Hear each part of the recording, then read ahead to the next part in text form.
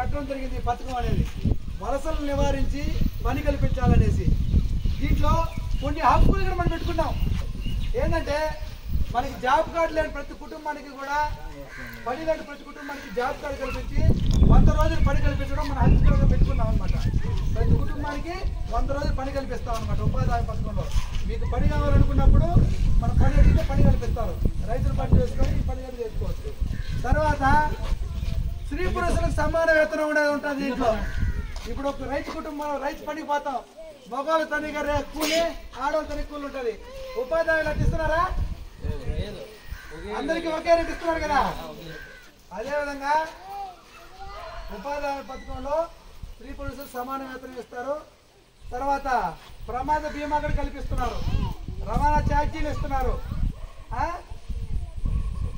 సౌకర్యాలు మనకి పని దగ్గర నీరు, నీడ, ప్రథమ